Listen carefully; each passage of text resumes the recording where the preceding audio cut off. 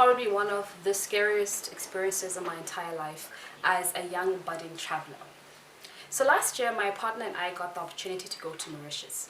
We were fortunate enough to have actually won ourselves a trip, all expenses paid.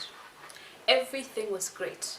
Mauritius is exactly as beautiful as you would expect and exactly as beautiful as the brochures make it out to be. But that wasn't what made the experience so scary. On our last day of the trip, we had our bags packed, ready to come back to Botswana, which of course is my home country. Our driver picked us up at 5 o'clock in the morning. It was still very dark, very quiet at the time, and because it had been raining the night before, the road was damp and slippery. The airport was an hour away. But 30 minutes into our trip, something strange happened. Our driver just came to a screeching halt right in the middle of the road. We stopped, not knowing what was happening. Are we being robbed? What is going on? Eventually, I would look to the front of the car, and I couldn't believe what I saw. Right in front of us, in front of the car, was a motorbike, an overturned motorbike, and to my right was a body, the silhouette of a body. If you put two and two together, you realize that this was the scene, the very morbid scene of a hit-and-run accident. Here we were, in a foreign country, with foreign languages that we don't understand. The fear was palpable. I looked out of the window, a mistake which I would later regret, and there I came into contact with what would have been this man's last breaths. I immediately stood to the front, sat, my body became rigid with fear as I wondered, what are we going to do? What did we just come across? I turned to my partner and told him not to move. He being sensitive to such issues, I said, you don't need to see this. This is not the time. We held hands, cuddled together, thinking, oh my gosh, are they going to let us go? Immediately, our driver took to action. He got out of the car, checked on the gentleman on the floor, and called what we perceived to be was the police and the ambulance, because obviously he was speaking in a language we couldn't understand, so we didn't know what he was saying and to who. By this point, the sun has come up, and there's people now who have started accumulating at the scene, because we were the first there. But every single other car that came across just kept on driving past him, and I'm wondering, why is nobody helping this man? He is just lying, sprawled on the road, getting rained on, and nobody's helping him. Instead, people are standing around him, taking photos, pointing at him, and I'm thinking, where is the humanity? Why is nobody helping this man? Eventually, the cops would arrive and immediately took control of the scene. They arrived and covered the man in a tarp. It was at that point that I realized that this man was no more. I looked to my partner and I said, yo, this man is dead. What if they don't let us go? This is now a murder, essentially. That's what exactly we have just come across. And by the looks of the way they were pointing and pointing and pointing and pointing and taking pictures, we definitely knew that our driver was the first suspect. And considering that he did the noble thing and actually stopped at that time, made him suspect number one. The cops looked through the window.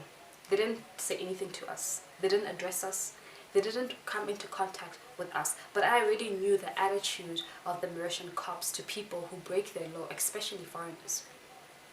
You see, a couple of days back when we had arrived at the airport, we were in line, checking in, getting our passports stamped. Of course, if anybody of you has traveled internationally, you know you have to prove where you're going, how you're getting there, where you'll be staying, and you have to prove that you have tickets to come back and to leave the country, that you're not just coming to squat. So here we are in this line, one of a very few black people in the line, and we see a Nigerian fellow in the front of the line, not far from us, and he's haggling with the police, and we wonder what is going on. Whatever evidence he must have given them to prove that he is in fact coming there on legitimate business and has intentions of returning wasn't sufficient because they didn't let him go. Not long after that was he put in an isolated area with a number of cops scrolling around him. So as we sat there in that car, I remembered that scene with police officers now surrounding us, pointing, asking questions in a language we couldn't understand.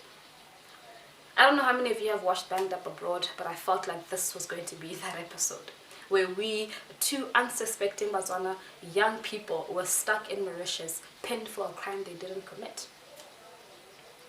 Eventually, they would let us leave to go closer, to go further away from the scene. But that didn't make a difference. I could still see the silhouette of this dead man's body on the road. My lawyer mind was going crazy. As an attorney, I wondered, are they going to subpoena us to provide evidence? Are they going to let us leave? Are they going to seize our passports until they figure out what happened here today? All these unreasonable thoughts started flying through my mind as I remembered the airport incidents, as my litigation knowledge started coming in to say, oh my gosh, what are we going to do? By this time, my knuckles were raw because I had been holding onto my partner so tightly, shaking, the both of us just sitting in the back seat of the car. In our fear, we didn't know where to look. Eventually, they organized alternative transport for us because as an international flight, we had limited time. And the time was ticking and ticking and ticking, getting closer to us checking in, and we were still more than 30 minutes away from the airport. All of these things, confounded by the scene, the craziness of everything that was happening, just made us even more fearful. Well, are we actually going to get out of this place? A holiday had just turned into a nightmare, a total nightmare. Eventually, they organized us alternative transport. And this gentleman tries to explain to us in the best English that he can master that, wait, just write a statement. Write a statement about what you saw, and then you can leave. Simple enough, right? Again, as an attorney, I should have known what to write. I should have known what needed to be attested, what details I needed to know. But my mind just couldn't wrap myself around what was happening. I took the pen, wrote with the best handwriting I could master in the circumstances. I could barely read it.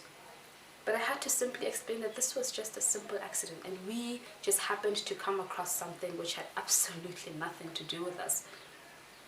I wrote the statement and I wrote the statement. Both of us signed at the bottom. We left our details. I was that moment now hauntingly, increasingly wondering, am I going to be getting a call from these people to tell me that I need to come and give evidence on a murder? It was a lot to take in at the time, but we wrote the statement and they allowed us to leave, happily enough. We changed our things from one car to the next, drove to the airport in complete silence. Nothing could be said. What could we say of what just happened? Not only did a man just die, but another man could potentially be held liable for that crime, even though it was not his fault. And we were there to witness that it was not by his doing that that had happened. We checked in, got on the flight back to South Africa, took the bus to Botswana, and within that whole time, I couldn't help but wonder what would have happened to us had it been under different circumstances. Unfortunately, to this day, I'm not even sure what happened to the driver. I don't know if they let him go or if they believed that there was sufficient evidence to warrant him being arrested for the crime. I don't know if at all the statement that we gave was able to help him explain that this was not his doing and there was just simply a chance meeting in the middle of the morning at 5 o'clock in the morning. I can tell you that I've never been more afraid in my life, for myself, for my partner's life, and for our driver, and even for the man who was lying on the road, there, his life slowly slipping away. That I can guarantee was possibly one of the scariest days of my life. And now every time I think about international travel, I have these thoughts to say, if something was to happen, would I be able to talk my way out of it? I've done it once before. Maybe I'll be able to do it again. That was really a scary experience.